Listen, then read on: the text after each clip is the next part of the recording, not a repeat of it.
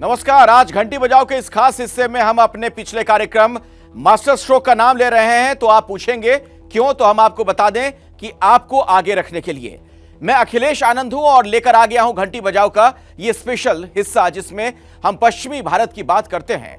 तो आज भी हम गुजरात और महाराष्ट्र की बात करेंगे, लेकिन यह मामला नेशनल है, नेशनल पॉलिटिक्स का है, क्योंकि बात है राष्ट्रपति चुनाव को लेकर। पीएम मोदी ने जो मास्टर स्ट्रोक लगाया उससे विपक्षी बिखर गए और 2024 में बीजेपी की राह आसान करते दिखाई दे रहे हैं। साथ ही करेंगे तहकीकात कि क्या होगा आदिवासी महिला राष्ट्रपति उम्मीदवार द्रौपदी मुर्मू का गुजरात में इसी साल होने वाले चुनाव पर असर।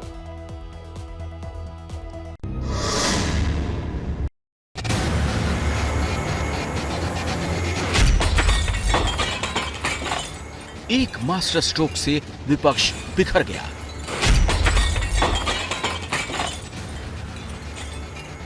ये तस्वीरें हैं विपक्ष के ताने बाने के तार तार हो जाने की। इन तस्वीरों में एक तरफ ओडिशा के मुख्यमंत्री मुर्मू को जिताते दिख रहे हैं, तो दूसरी तरफ शिवसेना के मजबूर ठाकरे समर्थन कर रहे हैं। विपक्ष को बिखरने और अपने पक्ष में करने का यह कमाल है मोदी के मास्टर स्ट्रोक का।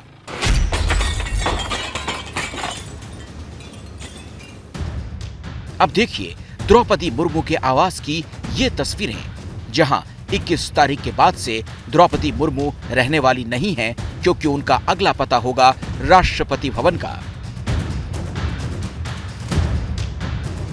अब बात करते हैं द्रौपदी मुर्मू के राष्ट्रपति बनने से होने वाले राजनीतिक असर की, और खास तौर पर महाराष्ट्र और गुजरात की राजनीति में उसका किस तरीके से असर होगा उसे लेकर, क्योंकि हाल ही में महाराष्ट्र में हुआ तख्ता पलट कई मायनों में इसी राष्ट्रपति चुनाव से जुड़ा था। और अगर गुजरात की बात करें तो इसी साल के अंत में गुजरात में चुनाव होने हैं। द्रौपदी मुर्मू को राष्ट्रपति बनाने के एक फैसले ने महाराष्ट्र, गुजरात के अलावा देश के 18 राज्यों और 2024 के लोकसभा चुनाव की राजनीति, रणनीति से लेकर सब कुछ बदल देने का काम कर दिया है। जहां महाराष्ट्र में ठाकरे वाली शिवसेना को ना चाहते हुए भी मुर्मू का समर्थन करना पड़ा, वहीं गुजरात के आदिवासी इलाकों में पैठ नहीं रखने वाली बीजेपी अब वहां पांव जमा सकती है।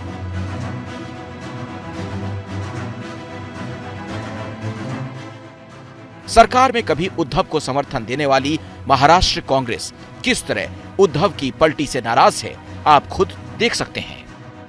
कांग्रेस राष्ट्रवादी है और हमारे कुछ मित्र पक्ष है। सत्य मतदान माननीय यशवंत सिन्हा जी को होगा, पूरा मतदान होगा, कोई प्रॉब्लम नहीं। और ये देखिए तस्वीरें राष्ट्रपति चुनाव को लेकर महाराष्ट्र में शिंदे सेना और बीजेपी के बीच चल रही गलबहियों की। अब देख लेते हैं कुछ आंकड़ों को, जो आदिवासी राजनीति और वोटिंग पैटर्न को आने वाले वक्त में पक्ष विपक्ष के मद्देनजर किस तरह बदल सकती है। सबसे पहले ग्राफिक्स के जरिए देख लीजिए मुर्मू की उम्मीदवारी से कैसे बिखर गया विपक्ष। शिवसेना, उद्धव गुट, JMM, BSP, Bahujan Samaj party, SBSP, सुभा सपा, पीएसपी, प्रगतिशील Samajwadi party, Akali Dal, JDS, Janata Dal S. अगर हम जेएमएम की बात करें, अगर हम नवीन पटनायक की पार्टी की बात करें, द्रौपदी मुर्मू उड़ीसा से आती हैं, तो नवीन पटनायक के लिए लाजमी है कि वो इस द्रौपदी मुर्मू का समर्थन करें। इसी प्रकार एक आदिवासी समुदाय से द्रौपदी मुर्मू है, तो जेएमएम के लिए उनके लिए एक लाजमी थी, उनके लिए एक मजबूरी थी कि वो इनका समर्थन करें। भले ही दूसरे मुद्दों पर बीजेपी का विरोध कर सकते हैं, लेकिन इस मुद्दे पर वो विरोध करने की स्थिति में नहीं दिखाई पड़ रहे थे। इन वजहों से ऐसा लगता है कि बीजेपी ने जो विपक्षी एकता है इस मुद्दे पर, उसमें सेंधमारी की है, बड़े सक्सेसफुली सेंधमारी की है। मुर्मू के नाम के ऐलान से विपक्ष कैसे बिखरा, ये देख लेने के बाद देखिए राष्ट्रपति चुनाव को लेकर इस फैसले ने एनडीए के पास वोटों की कमी होने के बाद भी उसे कैसे वोट बटोरने वाला कदम बना दिया। एनडीए का समर्थन कितना बढ़ा। उम्मीदवार के ऐलान से पहले एनडीए के वोट 5,26,966, यानी 49%। आज वोटिंग के दिन 6,66,028, यानी 62%। बहुमत से 12,492 वोट कम थे और आज 1,25,032 वोट ज्यादा पड़े। अब देख लेते हैं पूरे देश के अलग अलग राज्यों में आदिवासी वोटों की कितनी अहमियत है। भारत में आदिवासी आबादी छत्तीसगढ़ 31%, झारखंड 26%, ओडिशा 23%, मध्य प्रदेश 21%, गुजरात 15%, राजस्थान 13%, असम 12%। इन आंकड़ों में आप देख सकते हैं कि गुजरात में 15% वोटर आदिवासी है, जबकि महाराष्ट्र में इनकी तादाद 9% है। बीजेपी को 2024 के चुनाव में इन्हीं वोटों को अपने पास लाने की चुनौती है। गुजरात में बीजेपी का आदिवासी बहुल सीटों पर प्रदर्शन ऐतिहासिक तौर पर अच्छा नहीं रहा, जबकि महाराष्ट्र में बीजेपी को आदिवासी वोट भी 1/3 से ऊपर ले जाने की जरूरत है। गुजरात में देश के 8.1% आदिवासी रहते हैं। कुल आबादी में 15% आदिवासी, 14 जिलों में आदिवासी अहम, 5 जिलों में 50% से ज्यादा। 2012-2017 चुनाव में बीजेपी पीछे। अब बात करते हैं महाराष्ट्र की, जहां आदिवासी इलाकों में बीजेपी की स्थिति गुजरात वाली स्थिति से बेहतर दिखाई देती है। महाराष्ट्र में आदिवासी 2019 लोकसभा में 4 एसटी सीटों पर 3 बीजेपी, 2019 विधानसभा में 25 एसटी सीटों में 8 बीजेपी। वैसे फिलहाल बीजेपी को महाराष्ट्र की इतनी चिंता नहीं है जितनी गुजरात की है, क्योंकि गुजरात में इन दिनों बीजेपी की लगातार सीटें कम हो रही है, वहीं दूसरी ओर कांग्रेस की सीटें बढ़ रही है और इसी के चलते आदिवासी बैठकों को अपने पाले करने की बीजेपी कोशिश कर रही है, जहां पर कांग्रेस से ज्यादा वोट उनको मिल सके। द्रौपदी मुर्मू को एनडीए की तरफ से राष्ट्रपति पद का उम्मीदवार घोषित करना बीजेपी की लंबी चुनावी रणनीति का हिस्सा है। इसका असर उनके नाम की घोषणा के साथ ही दिखने भी लगा। पूरा विपक्ष बिखर गया। 2014 लोकसभा चुनाव तक जिन 18 राज्यों में चुनाव होने हैं, उनमें से 11 राज्यों में पहले से ही एनडीए की सरकार है। 18 में से 7 राज्य ऐसे हैं जहां फिलहाल बीजेपी की सरकार नहीं। ये राज्य हैं छत्तीसगढ़, राजस्थान, तेलंगाना, आंध्र प्रदेश, ओडिशा और झारखंड। आदिवासी समुदाय को साधने के लिए बीजेपी इन राज्यों में चुनावी गणित को अपने पक्ष में करने का प्रयास करेगी, ताकि जहां लगातार सत्ता में होने का नुकसान हो, उसकी भरपाई नई जगहों से सीट हासिल करके की जा सके। यही है मोदी शाह का मास्टर स्ट्रोक। लोकसभा का चुनाव एक अलग तरह का चुनाव है, उसमें इस तरह की कोई मजबूरी नहीं होगी। अलग अलग राज्यों में अलग अलग नेचर ऑफ पॉलिटिकल कंटेस्ट हो सकते हैं। किसी राज्य में हो सकता है कि गठबंधन विपक्षी एकता उतना मजबूत नहीं दिखाई पड़े जितनी विपक्षी पार्टियां उम्मीद करेंगी, लेकिन इस विपक्षी एकता में जो दरार दिखाई पड़ती है, इससे यह अनुमान लगाना कि 2024 के चुनाव में भी विपक्षी एकता नहीं हो पाएगी, मुझे लगता है थोड़ी जल्दबाजी है। मोदी के आदिवासी महिला राष्ट्रपति कैंडिडेट वाला मास्टर स्ट्रोक क्या जादू कर रहा है, ये जानने के लिए देखिए कि किस तरह ओडिशा में कांग्रेस विधायकों ने पार्टी लाइन छोड़कर द्रौपदी मुर्मू के लिए वोटिंग कर दिया। बीजेपी ने राष्ट्रपति पद को लेकर जो दांव चल दिया है, उसका सीधा असर पूरे देश की राजनीति पर पड़ता साफ दिखाई देता है। यूपीए और उसके साथी भले ही उपराष्ट्रपति की उम्मीदवारी को लेकर एकजुटता दिखाने की कोशिश कर लें, लेकिन हकीकत तो यही है कि बीजेपी ने मोहरे के साथ अपनी सिर्फ चाल ही नहीं बदली, बल्कि पूरी की पूरी स्ट्रेटजी ही हरदम के लिए बदल दी है। राष्ट्रपति चुनाव की राजनीति को लेकर महाराष्ट्र गुजरात की बदलती राजनीति के बाद अब बात करते हैं महाराष्ट्र गुजरात को आर्थिक तौर पर जोड़ने वाली सड़क में बने गड्ढों की। हम बात कर रहे हैं अहमदाबाद मुंबई हाईवे में बारिश की वजह से पैदा हुए जानलेवा गड्ढों की, जिसकी वजह से लोग जख्मी होकर अस्पताल तक पहुंचने लगे हैं।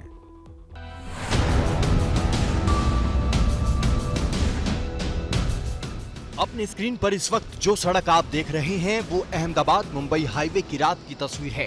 इस सड़क पर बारिश की वजह से इतने बड़े बड़े गड्ढे बन गए हैं कि रात के अंधेरे में दिखते भी नहीं और तेज स्पीड में गुजरती गाड़ी को एक्सीडेंट भी करा दे रही है।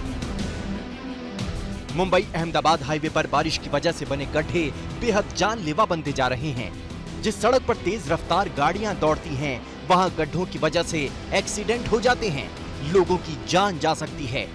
हाईवे पर जगह जगह 1 से 2 फीट चौड़े और 1 फुट गहरे गोल गड्ढों के कारण तेज रफ्तार वाहनों के साथ हादसे हो रहे हैं।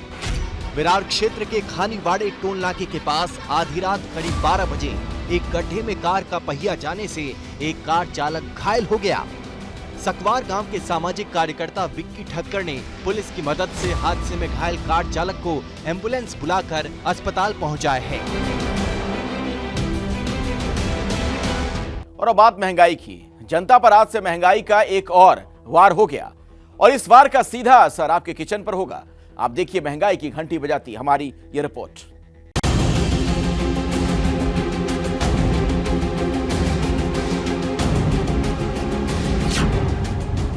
बेंगलुरु में रहने वाली ललिता को आज सुबह उस वक्त बड़ा झटका लगा जब वो रोजमर्रा की जरूरत का सामान लेने राशन की दुकान पर पहुंची। उनकी जरूरत की हर चीज के दाम अचानक बढ़ चुके थे। पनीर, कर्ड, मिल्क का सबका प्राइस बढ़ गया है। ऑब्वियसली मिडिल क्लास में ज़्यादा दबाव पड़ेगा, then it is very difficult for us to make a normal living. सच यही है कि आम आदमी की मुश्किलें कभी खत्म होती नहीं। अभी तक लगातार बढ़ती महंगाई के कारण लोगों के घर का बजट बिगड़ा हुआ था। इस महीने से महंगाई दर में मामूली गिरावट हुई तो जीएसटी की नई दरों ने खाने पीने की चीजों के दाम बढ़ा दिए। ये आम उपभोक्ता के ऊपर सीधे पड़ेगा। जरूरत की रोजमर्रा की चीजें, उसको चाय पीने के लिए दूध चाहिए, उस दूध पे भी जीएसटी लगा दिया गया 5%, जो अभी तक नहीं था।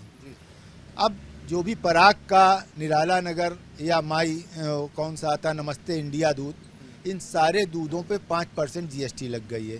दही पे भी जीएसटी लग गई है। तो उससे आम आदमी परेशान ही होगा, महंगाई की मार खाएगा। आटा, दाल, चावल जो पैक्ड आइटम है 100 ग्राम से लेके 25 किलो तक के वेट के पैकिंग मटेरियल पे भारत सरकार के द्वारा जो वित्त मंत्रालय है उन्होंने 5% जीएसटी लगाया है। ये अच्छा नहीं है।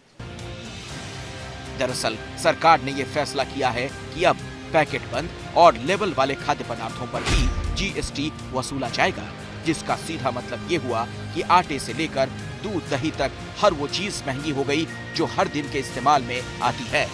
जीएसटी की नई दरों के मुताबिक अब दही, लस्सी, पनीर, शहद, अनाज और मांस मछली पर 5% जीएसटी, टेट्रा पैक पर 18% जीएसटी, अस्पताल में 5000 से अधिक किराए वाले कमरे पर 5% जीएसटी, एलईडी लाइट और लैंप पर 18% और बैंक से जारी चेकबुक पर भी 18% जीएसटी लगेगी। कुल मिलाकर आम लोगों पर आज से महंगाई की चौतरफा मार पड़ेगी।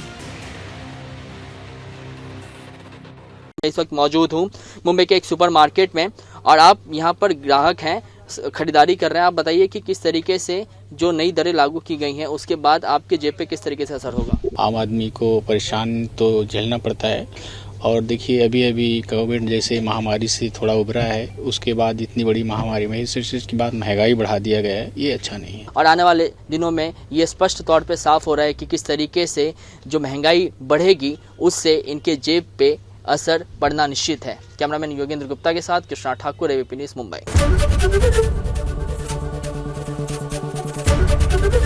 एबीपी न्यूज़ आपको रखे आगे।